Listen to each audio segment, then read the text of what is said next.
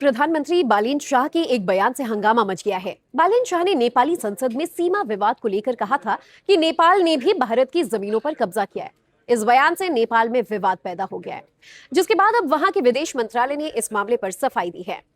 रविवार को एक बयान जारी करते हुए विदेश मंत्रालय ने यह साफ किया कि प्रधानमंत्री बालेन शाह की टिप्पणी दोनों देशों के बीच नो मैन्स लैंड और सीमा पार के कब्जे से जुड़ी हुई थी। बयान में कहा गया है कि भारत के साथ नेपाल की वर्तमान सीमा 1816 की सुगौली संधि पर आधारित है। विदेश मंत्रालय के प्रवक्ता ने बयान में कहा कि नेपाल भारत सीमा क्षेत्र में लिम्पियाधुरा, लिपुलेख, कालापानी और सुस्ता ऐसे क्षेत्र हैं जिनका सीमांकन किया जाना अभी बाकी है। नेपाल और भारत दोनों ने कूटनीतिक माध्यमों और आपसी चर्चा से सीमा मुद्दों को सुलझाने की प्रतिबद्धता जताई है। दरअसल नेपाल और भारत के बीच लिपुलेख, लिम्पियाधुरा, कालापानी और सुस्ता को लेकर पुराना सीमा विवाद है। दोनों देश इन क्षेत्रों पर अपना दावा करते हैं। भारत का हमेशा से ये रुख रहा है कि ये क्षेत्र उत्तराखंड का हिस्सा है। भारत का कहना है कि इस मुद्दे को द्विपक्षीय बातचीत के जरिए सुलझाया जाना चाहिए। इस महीने की शुरुआत में ही जब नेपाल ने लिपुलेख दर्रे से होने वाली कैलाश मानसरोवर यात्रा पर आपत्ति जताई थी, तब भारत ने नेपाल के क्षेत्रीय दावों को खारिज किया था। भारत ने इसे एक तरफा कृत्रिम विस्तार बताते हुए पूरी तरह असमर्थनीय कहा था। नेपाल विदेश मंत्रालय ने कहा है कि मुख्य विवादों के अलावा कुछ इलाकों में सीमा पार कब्जे और नो मैन्स लैंड के अतिक्रमण की समस्याएं हैं। मंत्रालय ने कहा कि ऐसी संभावनाएं हैं कि भारतीय पक्ष के लोगों की इस्तेमाल की जा रही जमीन नेपाली क्षेत्र में हो और नेपाल के लोगों द्वारा इस्तेमाल की जा रही जमीन भारतीय क्षेत्रों में हो। प्रधानमंत्री ने संसद में जो कहा वो असल में इसी सीमा पार के कब्जे को लेकर कहा था। बयान में बताया गया कि दोनों देशों की तकनीकी टीमें और सीमा तंत्र सीमा खंभों के निर्माण, मरम्मत, तथ्यों को जुटाने के लिए लंबे समय से काम कर रहे हैं। नेपाल प्रधानमंत्री की भारतीय क्षेत्रों पर अतिक्रमण करने के संबंध में की गई टिप्पणियों से विवाद खड़ा हो गया है।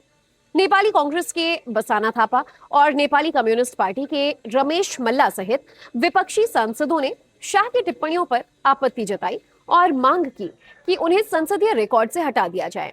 उन्होंने कहा कि प्रधानमंत्री को या तो अपने इस दावे के समर्थन में सबूत पेश करना चाहिए कि नेपाल ने भारतीय क्षेत्र पर अतिक्रमण किया है या फिर अपना बयान वापस लेना चाहिए। बता दें कि पीएम शाह ने संसद में सीमा विवाद से जुड़े सवालों का जवाब देते हुए कहा था कि भारत और नेपाल इस पुराने विवाद को सुलझाने के लिए सहमत हुए हैं।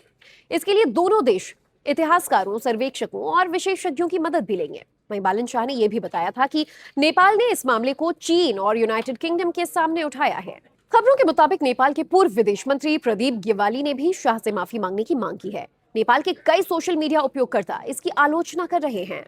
वहीं बालेन शाह नेपाल के सबसे युवा प्रधानमंत्री हैं। नेपाल की युवा आबादी के बीच बालेन शाह एक मशहूर चेहरा है। काठमांडू में एक सरकारी आयुर्वेद प्रैक्टिशनर के घर जन्मे बालेन शाह ने उसी शहर से सिविल इंजीनियरिंग भी की। बाद में उन्होंने भारत के कर्नाटक में विश्वेश्वरैया टेक्नोलॉजिकल यूनिवर्सिटी से स्ट्रक्चरल इंजीनियरिंग की मास्टर डिग्री हासिल की। इंजीनियरिंग करने के बाद बालन शाह करियर के लिए म्यूजिक को उन्होंने चुना और रैपर के तौर पर शोहरत हासिल की। उनके गाने अक्सर नेपाल के पॉलिटिकल सिस्टम पर तंज कसते हैं। साल 2022 में बालेन शाह ने राजनीति का रुख किया और निर्दलीय प्रत्याशी के रूप में 61,767 वोटों से काठमांडू के मेयर का चुनाव जीता। उन्होंने नेपाल की दिग्गज पार्टियों को धूल चटा दी। पिछले साल जेन-ज़ी प्रदर्शन में पूर्व प्रधानमंत्री केपी शर्मा ओली के इस्तीफे के बाद उन्होंने राष्ट्रीय राजनीति का रुख किया। उन्होंने सोशल मीडिया पर लिखा, प्रिय जेन-ज़ी, आपके हत्यारे का इस्तीफा आ गया है। अब आपकी पीढ़ी को देश को लीड करना होगा, तैयार रहिए। बालन शाह पूर्व में ऐसे कई बयान दे चुके हैं जो भारत विरोधी समझे जा सकते हैं। उन्होंने नेपाल की सरकार को भारत का दास तक बता दिया था। साल 2025 में उन्होंने एक विवादित पोस्ट करते हुए भारत, अमेरिका और चीन के खिलाफ अपशब्दों का इस्तेमाल किया था। हालांकि पोस्ट को कुछ ही देर बाद डिलीट भी कर दिया गया, लेकिन इसने ऑनलाइन खूब चर्चा बटोरी।